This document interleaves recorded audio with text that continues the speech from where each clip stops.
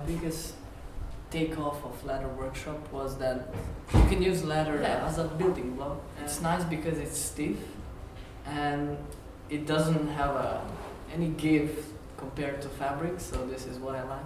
For me, it was more like knowing from where the material are from. So knowing that all that skin is from like animals that actually died for feeding people. So it's like you feel honored almost, like to give like another chance to this leather to kind of keep still alive. So even though it's in another form, so it's like you treat the material with respect. And I think with leather you have to treat it with respect, because every single mistake you can see it. Be careful with the hammer and the knife. So it's like quite meticulous, and you have to be careful with each component, like putting the seams together, hammering and gluing them, but also making sure that they are laid really flat, so that you don't get any bulk. It can be a bit tricky, but I guess with practice and everything, you do get better at it. The leather that I was working with has a bit of a stretch to it, so it has a little bit of a give to it, but it's still really tricky to ease it into like curves and things like that. Like with the rigid leathers, it's really difficult. One of the biggest revelations for me was finding out where the word skive comes from, because I always thought it just meant, skiving off, like school, which you shouldn't do, by the way. But it's actually with the thick leather when you're sort of shaving it, so that it goes down to the level to make it more flat. So yeah, that's actually where the word skive comes from. You have to take much in consideration about how big is the piece and how much the leather do you want to use or you need to use, as all the skins are not the same. And the good thing is that they don't have any grain or bias, so you can cut them in any other size. It's like a puzzle when you're using the patterns and everything. But it's very you have to really think about every little.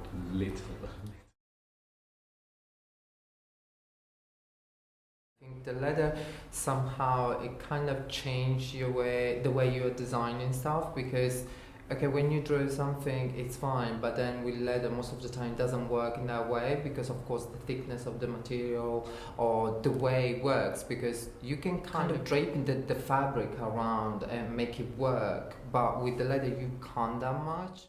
Modeling on the stand was like opening a window to the creativity, because I'm a very visual person.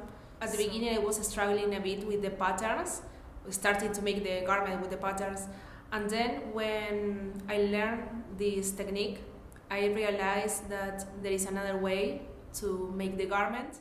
Not just creating the patterns by paper and just like doing all these maths, but to just like explore the body, folding some parts here and there, and then you can just create these amazing volumes.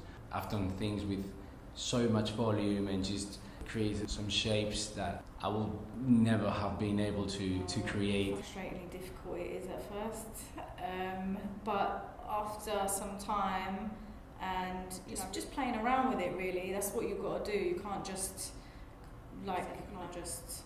put it on the stand. You have an idea in mind, you can't just make it like that. It doesn't always work like that. So it does open up a lot of opportunities to see something that you haven't seen before, really, as well. All the professionals who host these workshops are just incredible as well. They're just really showing you how you can make it work for your own style and your own way of working as well. For me it was very fun. I enjoyed it a lot. Almost is the unknown of this technique, because you always have like a rough idea in your head, but then because you have to pay much attention and respect to the material, you don't know how the material works. So it's almost like it's the design which is coming out from the fabric. It's not really you. In the beginning, when I used to design something only in the paper, I didn't realize how the fabric will react with the garment, how it will fall. So with the draping you can play a little bit, but in a 3D way. Is like you can pan it out to whatever measurements you want. So if you have like extreme features on the body that you want to model on, you can see how it's going to sort of sit on somebody with that kind of shape. Biggest takeaway from corsetry is the power that corsetry has. Although a lot of work goes into it, the outcome I think is very empowering. The way it takes a person's natural form and emphasises the natural shape they've got, and it's beautiful. Before I started, I thought it was like a very feminine sort of thing, but like after doing it, I learned that you can actually just use it to like tailor the body how you want to tailor it. And I feel like corsetry is actually completely different to what I thought it was. I found really hard part for me when I stitched the basque front of the corsetry, and then because this is the final part of the corset, so your previous work it just will gone if you just ripped it this. What I've taken away from it is very much the skill that goes into making a corset. It's very meticulous, you've got to be very precise.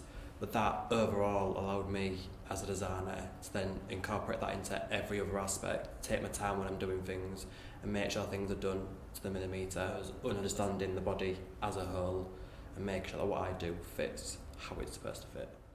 I think the best part is when you see the final garment on the model and you can see how the shape changed on it, while in the beginning you have just a corset left on the table and doesn't look bright, but when you actually put it on a person, you can see how the body changed and how you can deconstruct the body. What I took away from the corsetry was the actual patterns themselves, because like the panels have to fit the body perfectly. So for me, patterns are pretty difficult. So I feel like using the panels are actually making it a bit easier. You have to be very careful with measurement, with the stitching again, and when you put the bones in. I think we can apply all the technique that we use for the corset, like for in any garment, like using channels on bones. We can do a skirt, we can do tops. So it's good that we can start from a shape and create. Personally, corsetry for me is something that I'll most definitely be taking in the future with me. Again, playing on my ideas of provocative and risque garments, and the corset allowing all of the human form to be enhanced in meticulous ways. I can also leave certain areas exposed and play about with what people see and what people don't see. Everyone can wear a corset, so there is no gender anymore, where before maybe we were just associated to female. It can shape your body and make you look pretty and good. I think the main takeaway for me in terms of tailoring was that how much you can do with your hands actually. Like you can make stitches that you could just imagine doing it with the sewing machine, and this gives you so much more freedom to create shapes. Just learning how all of these types of stitches have their own purpose, and just they all serve a purpose, and you need to know them, how to use them, where to use them. But it kind of only stays in your head, because in this finished piece nobody will see it, but you will know, and it will look how a tailor jacket is supposed to look. My takeaway thing was how much patience you need to actually do tailoring, because I'm quite an impatient person.